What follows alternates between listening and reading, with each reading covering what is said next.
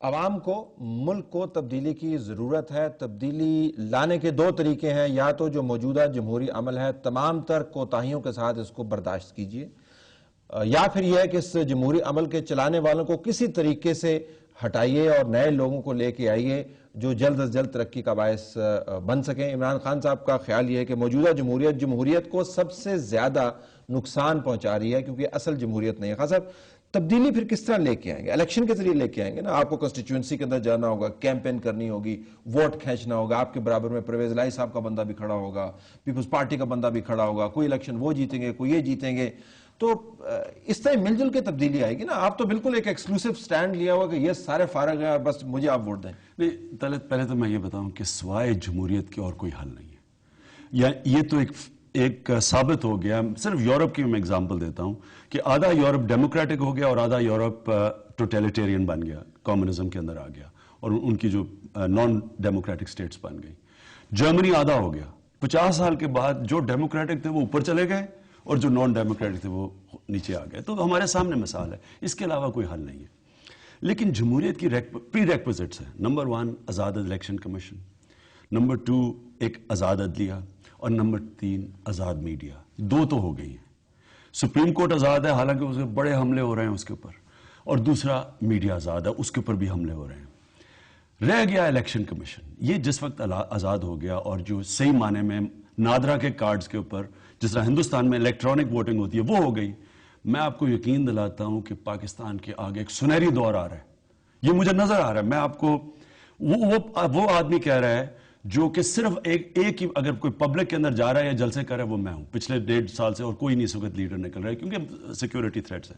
میں جو اس پاکستان میں چینج دیکھ رہا ہوں، میں آپ کو طلعت 1970 سے بڑا چینج دیکھ رہا ہوں. بیلٹ کے ذریعے آئے گا اور الیکشن کے لیے. لیکن الیکشن کمیشن کو آپ تگڑا بنائیں، ٹرانسپیرنٹ بنائیں، فیئر بنائیں.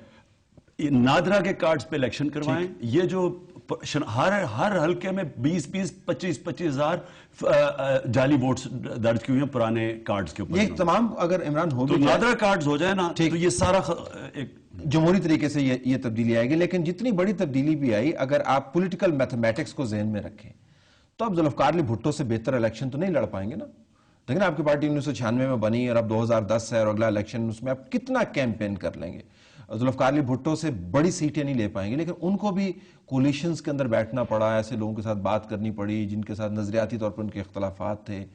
لیکن آپ تو سیاسی فیلڈ میں لگتا ہے کسی کے ساتھ بیٹھنے کو تیار ہی نہیں ہے، کیونکہ جمہوریت تو کمپرومائز سے چلتی ہے نا. 2 چیزیں. پہلے تو اس وقت ہم صرف اپنی پارٹی بنا رہے ہیں. آپ جب اپنی پارٹی بنا رہے ہوتے ہیں، آپ ابھی کسی سے الائنس کر لیں، کیونکہ ابھی الیکشنز تو نہیں ہیں. اگر آپ پارٹی میں اس وقت اگر ہم کسی سے الائنس کر لیتے ہیں، ہمیں نقصان ہوگا پارٹی بنانے میں. ہماری صرف کوشش یہ ہے کہ ہر یونین کاؤنسل تک پہنچے، اور انشاءاللہ 6 مہینے تک ہمارا خیال ہے کہ ہم پہنچ جائیں گے.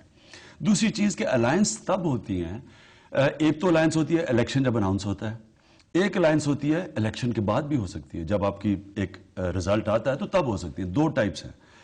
الائنس ہم وہ کریں گے جس کے ساتھ مل کے ہم پاکستان میں ایک تبدیلی کا ایجنڈا پورا کر لیں. وہ کیا ہے؟ وہ کون ہے؟ نہیں پہلے وہ کون ہے جن کے ساتھ آپ کریں گے الائنس؟ وہ اس وقت میں کہہ رہا ہوں مشکل ہے، لیکن میں یہ ضرور کہہ دوں کہ اس میں چھوٹی پارٹیز کے ساتھ ہم پوری سب سے بات کر رہے ہیں. جماعت اسلامی کے ساتھ، JUI کے ساتھ؟ نہیں، میں بات کر رہا ہوں سندھ کی نیشنلسٹ پارٹی سے بھی بات کر رہے ہیں ہم، بلوچستان کے نیشنلسٹ پارٹی سے بات کر رہے ہیں. 1-2 سیٹیں لیتے ہیں. لیکن طلعت یہ جو الیکشن ہے، میں آپ کو پھر سے کہہ دوں، یہ ایک بڑا ایک عجیب قسم کا الیکشن آنے والا ہے، کیونکہ پہلی دفعہ یہ الیکشن ٹیلی ویژن پہ ہوگا. یاد رکھیں آج تک ٹیلی ویژن پہ کوئی الیکشن نہیں ہوا. پچھلا الیکشن تو 5 ہفتے کی کیمپین، بے نظیر بیچاری کی وہ شہادت ہو گئی، جو بھی حالات ہوئے. یہ پہلا الیکشن ہوگا جو میڈیا کے سامنے آئے گا. گھروں میں لوگوں کو ایجنڈا پہنچے گا کہ کیا یہ پارٹی آئے گی تو میری زندگی کیسے بدلے گی. اور میں سمجھتا ہوں کہ یہ الیکشن پاکستان کو اس طرح ٹرانسفارم کرے گا. ایک کہ اس وقت 40 لاکھ نیا ووٹر ہر سال آ رہا ہے. 40 لاکھ. یہ گورنمنٹ 80 لاکھ پہ بیٹھی ہوئی ہے، اور پچھلے 4-5 سال سے ابھی جو نیا ووٹر ہے وہ درج نہیں ہوا. تو اس وقت جب اگلی الیکشن آئے گی، جب بھی آئے گی، تو 2-2.5 سے 3 کروڑ نیا ووٹر آیا ہوا ہوگا. ایک تو یہ ہو گیا، اور یوتھ ووٹ ہے. سارا آپ کا ووٹر تو نہیں ہوگا. نہیں، بٹ یہ جو پارٹیاں جو آلریڈی آپ 14 سال سے پارٹی بنا رہے ہیں، دوسری پارٹی تھے آلریڈی ان دا فیلڈ. نہیں، لیکن طلعت یہ جو نیا ووٹر ہے، یہ 30 سال کی عمر سے جو کم ووٹر ہے، آپ سروے پڑھ لیں برٹش کاؤنسل کی ہے کہ 90% تبدیلی چاہ رہا ہے, سمجھ رہا ہے کہ یہ نظام غلط طرف جا رہا ہے. 90% ہے. اب مجھے یہ بتائیں کہ اس وقت تبدیلی کون ریپرزینٹ کرتا ہے, کون اس وقت سمجھتا ہے کہ وہ ایک جو آزمایا ہوا نہیں ہے. اس وقت ساری پارٹیز پاور میں بیٹھی ہیں, ساری پارٹیز پاور میں, کوئی کسی صوبے میں, کوئی کسی صوبے میں. لوگ آج پوچھ رہے ہیں کہ جناب ہماری زندگی کدھر کوئی بدل رہا ہے, کوئی چینجز لے کے آ رہا ہے. یہ صرف بینڈ ایڈ ہو رہا ہے, یہ صرف سٹیٹس کو اپ ہولڈ کیا جا رہا ہے. تو you are the force of نہیں, اور ہیں چھوٹی پارٹیز ہیں. ٹھیک ہے, آپ لوگوں کی بات, لوگوں کے سوال بھی لیتے ہیں. لوگ آپ سے کیا پوچھنا چاہتے ہیں؟ جی سوال لیجیے گا. میرا عمران خان صاحب سے سوال یہ ہے کہ یوتھ کی اور لبرل جو ایریاز ہیں سوسائٹی کے, کمیونٹی کے لبرلز کی, وہ ایک امید تھے جب کہ دونوں میجر پارٹیز کی پرفارمنس کوئی آئیڈیل نہیں تھی, تو ایسے میں وہ ایک امید تھے یوتھ اور لبرل کمیونٹی کی. تو جب ان کے اور جماعت اسلامی یا ایسے جو رائٹسٹ آرگنائزیشن ہیں ان میں کوئی فرق ہی نہیں ہوگا ویوز میں, تو ہمارے لیے کیا وہ اٹریکشن ہے, کیا وہ باتیں ہیں؟ سب سے پہلے تو مجھے اس کی سمجھ نہیں آتی کہ یہ پاکستان میں یہ لبرل اور فنڈامنٹلسٹ کی کیا جنگ ہے. ایک نظریاتی تو ٹینشن تو ہے نا, جنگ اگر نہیں بھی ہے ایک نظریاتی ٹینشن تو بلاسفیمی لا ہی آپ دیکھ لیں. نہیں تو پھر مجھے یہ سمجھائیں کہ سب سے لبرل پارٹی پیپلز پارٹی ہے, ان کے ساتھ الائنس ہے مولانا فضل الرحمان کی. اسی کمپرومائز کی تو عمران بات کرتے ہیں جو ہم کرنے کو تیار نہیں ہے, تو تبھی وہ پاور میں بھی ہے نا, تبھی وہ پاور. مجھے یہ بتائیں کہ کیا یہ لیفٹ ہے, یہ رائٹ ہے, یہ کیا لبرل ہے, فنڈامنٹل, یہ جمہوریت ہے. نہیں, ذوالفقار علی بھٹو صاحب بھی مفتی صاحب تو پھر آپ نے جواب دے دیا کہ ہم جو بیٹھے ہوئے تھے جو یہ بات کر رہے ہیں, اے پی ٹی ایم میں بیٹھے تھے. اے پی ٹی ایم میں ہر قسم کی پارٹی تھی, تو وہ جمہوریت ہے. یہ پھر کیوں آبجیکٹ کر رہے ہیں, کیونکہ اسی کو ہی کہتے ہیں جمہوریت.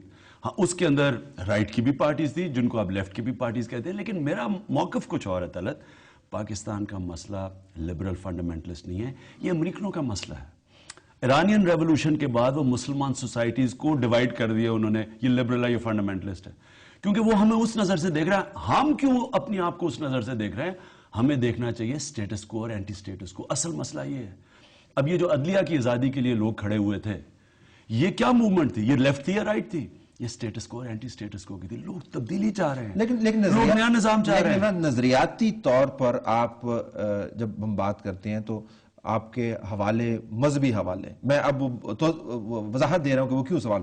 مذہبی حوالے جو ہیں اور مذہب کا جو کردار ہے سیاست کے اندر, آپ اس کے اوپر زیادہ لین کرتے ہیں. تو جو لوگ سمجھتے ہیں جی کہ مذہب بہت اہم ہے, دین بہت اہم ہے رہنمائی کے لیے, لیکن ذاتی آپ کی پریفرنس ہے, اس کو نظام کا حصہ نہیں بنائے. شاید یہ کنفیوژن ہے آپ کے بارے میں. میری صرف میں پالیٹکس میں اگر میرا اللہ میں ایمان نہ ہوتا میں آتا ہی نہ. مجھے تو اللہ نے سب کچھ دیا. میں تو آیا ہی پالیٹکس میں اس لیے ہوں کہ میں سمجھتا ہوں کہ اللہ نے مجھے اتنا زیادہ عزت دی, میں اپنے معاشرے کو ٹھیک کرنے کی کوشش کروں. دیکھیں, آپ کو دین کیا سکھاتا ہے؟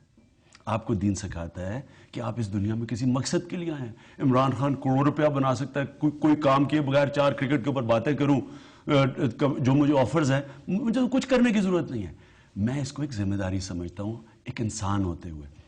میرا دین مجھے انسان بناتا ہے, اور انسانیت کا تقاضا یہ ہے کہ میں معاشرے کی فکر کروں, اپنی فکر نہ صرف کروں. اب میں اس پہ آ گیا کہ اب میں لبرل ہوں, یا آپ کدھر مجھے کیٹیگرائز کریں گے؟ میرا جو سارا ایجنڈا ہے اکنامک ایجنڈا لیفٹسٹ ہے. میں سمجھتا ہوں یہاں ایک معاشی انصاف آنا چاہیے. لیفٹ اور رائٹ ملتے بہت ہیں آپس میں. ویسے تاریخی طور پر جو دونوں اینڈ ہیں نا ایکسٹریم کے, رائٹ اور لیفٹ, آپس میں ان کی بنتی بڑی رہی ہے ہمیشہ. لیکن میں تو آپ کو اپنی پارٹی کا موقف دے رہا ہوں. ہم پاکستان کو ایک فلائی ریاست دیکھنا چاہتے ہیں. اب یہ لیفٹ ونگ ہو گیا, یہ تو لیفٹ کی اکنامکس. بلاسفیمی لا میں تبدیلی آپ چاہتے ہیں؟ میں ایک لٹمس ٹیسٹ دے دیتا ہوں جو سادہ ساج کے بلاسفیمی لا میں تبدیلی ہونی چاہیے. میں صرف یہ سمجھتا ہوں کہ بلاسفیمی لا کو ایکسپلائٹ نہیں کرنا چاہیے بے قصور لوگوں کو ڈسکریمنیٹ کرنے کے لیے. میں یہ سمجھتا ہوں کہ اس کو ایکسپلائٹ نہیں کرنا چاہیے, اور اگر لیکونا ہے اور ایکسپلائٹ ہو رہا ہے تو اس کو درست کرنا چاہیے. لیکن جو بلاسفیمی لا ہے یہ کسی مقصد کے لیے ہے, یہ معاشرے کے اندر ایک امن پیدا کرنے کے لیے کہ آپ لوگوں کو, میں اگر ہم کرسچن ہیں, مسلمز ہیں, ہندو ہیں, ہم ایک معاشرے میں ایک گاؤں میں رہ رہے ہیں, ہم کسی کے لوگوں کو برا بھلا کہیں گے تو اس کا, یہ تو قرآن کی آیت ہے کہ آپ لوگوں کے جو سیکرڈ لوگ ہوں, اینٹیٹیز کو برا بھلا نہ کہیں. لیکن اس سے آپ کو کوئی غرض نہیں ہے کہ ضیاء الحق اس کو لے کے آئے تھے؟ اس سے کوئی غرض نہیں ہے. یہ اصل میں یہ انگریزوں کے زمانے کا بلاسفیمی لا ہے. اس کو ضیاء الحق نے ٹویسٹ دی تھی. میرا اپنا یہ خیال ہے کہ اس کو کسی طرح ہمیں ایکسپلائٹ نہیں کرنا چاہیے کہ کوئی بے قصور لوگوں کے خلاف ایک طاقتور ایکسپلائٹ کیا. لیکن میں صرف یہ کہتا ہوں طلعت، میں سمجھتا ہوں کہ جو ہماری جو اکنامکس ہے وہ بالکل یہ کیپٹلسٹ بھی نہیں ہے، پریڈیٹری ہے، یہ ظلم ہے یہ کہ غریب امیر کو سبسڈائز کر رہا ہے. 80% ٹیکس، 20% یہ جو سب سے غریب طبقہ ہے وہ دے رہا ہے ٹیکس اس ملک کے اندر، اور جو پیسے والے لوگ ہیں وہ ٹیکس نہیں دے رہے ہیں. امریکہ کا 1% امیر آدمی 1% 33% ٹیکس دیتا ہے. آن دیٹ پوائنٹ ناظرین ہم بریک لیتے ہیں، بریک کے بعد واپس آتے ہیں. آپ کو کچھ سوال اور بھی موجود ہیں، وقت ہمارے پاس کم ہے. خان صاحب کی باتیں کافی کرنے کو ہیں، کچھ سوال میرے ذہن میں بھی ہے. بریک کے بعد واپس آتے ہیں تو ان سے سوال پوچھتے ہیں. Stay tuned.